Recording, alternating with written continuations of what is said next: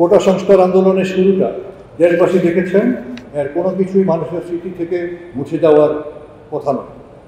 প্রথম পক্ষ অর্থাৎ শিক্ষার্থীরা শান্তিপূর্ণভাবে তাদের আন্দোলন এগিয়ে নিয়ে যাচ্ছে। সারা দেশের শিশু কিশোর ও তরুণরা শত উস্কানি, হামলা ও নির্যাতনের মধ্যেও ধৈর্য ধরে শৃঙ্খলার সাথে আস্তে আস্তে আইন মেনে সামনে পা বাড়াচ্ছে। বিপরীতে দ্বিতীয় পক্ষ যে উপর্যুপরি উস্কানি দিল, গুন্ডা পান্ডা দিয়ে সন্ত্রাস চালালো এবং পুলিশ, র্যাব, আনসার ও বিজিবি নামিয়ে আকাশে হেলিকপ্টার উড়িয়ে নির্বিচারে গুলি করে অগণিত কিশোর, শিশু ও তরুণের তাজা প্রাণ হরণ করলো, তা দেশবাসী কি এত সহজে এত অল্প সময়ের মধ্যে ভুলে যাবে? আক্রমণকারীরা গণ অভ্যুত্থানের প্রতিরোধের মধ্যে পিছপা হতে বাধ্য হলো। বাংলাদেশের সশস্ত্র বাহিনী অতীতে কখনো দেশবাসী বা জনসাধারণের মুখোমুখি দাঁড়ায়, তাদের বুকে বন্দুক তাক করে। একটি রাজনৈতিক সংকটকে সামরিকীকরণের যে উদ্যোগ নেওয়া হয়েছে, আমরা সশস্ত্র বাহিনীর অবসরপ্রাপ্ত কর্মকর্তারা তীব্র বিরোধিতা করছি। পার্শ্ববর্তী দেশ মিয়ানমার সামরিক সরকারের এমন অপরিণামদর্শী সিদ্ধান্ত সম্পদশালী সেই দেশটিকে আজ ধ্বংসের মুখে দাঁড় করিয়ে দিয়েছে। এই শাসকদের গণহত্যার দায় নিয়ে এখন আন্তর্জাতিক আদালতের কাঠগড়ায় দাঁড়াতে হচ্ছে। অর্থনৈতিক, সামাজিক ও সাংস্কৃতিক পরিস্থিতি থেকে উদ্ভূত এই রাজনৈতিক সংকটকালে আমরা ক্ষমতাসীন সরকারের প্রতি রাজপথ থেকে সশস্ত্র বাহিনীকে তাদের ছাউনিতে ফিরিয়ে নেওয়ার আহ্বান জানাচ্ছি। আমাদের সীমান্ত এই মুহূর্তে অরক্ষিত।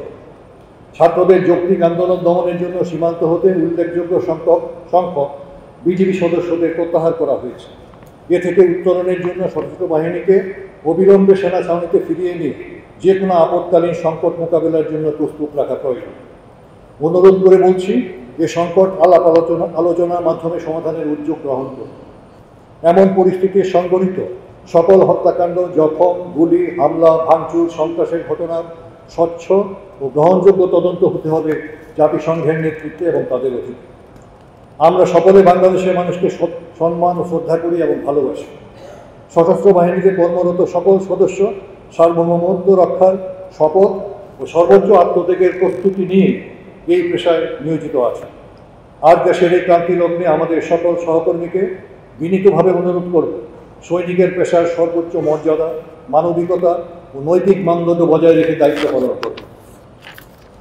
বিশ্বশান্তি প্রতিষ্ঠায় বাংলাদেশের সশস্ত্র বাহিনী গত 3 দশক ধরে অক্লান্ত পরিশ্রম ও ত্যাগের মাধ্যমে যে সম্মান, মর্যাদা ও গৌরব অর্জন করেছেন, তা আর কঠিন পরীক্ষার মুখোমুখি দাঁড়িয়েছে। সার্বজনীন মানবাধিকারের সর্বোচ্চ আন্তর্জাতিক মান রক্ষা করেই আপনাদের সকলকে নিজ দেশের জনগণের পক্ষে দাঁড়াতে হবে। চোখের সামনে আমরা নিজেদের মাতৃভূমিকে ধ্বংস হতে দিতে পারি না। দেশ মাতৃকার স্বাধীনতা ও সার্বভৌমত্ব রক্ষার এই মহান ব্রত পালনে আল্লাহ নিশ্চয়ই আমাদের সকলের সহায় হবেন। ইনশাআল্লাহ তিনি নিশ্চয়ই আমাদের হেফাজত করবেন। আমাদের সকলেই একে অন্যের জন্য দোয়া করবেন। আল্লাহ হাফেজ।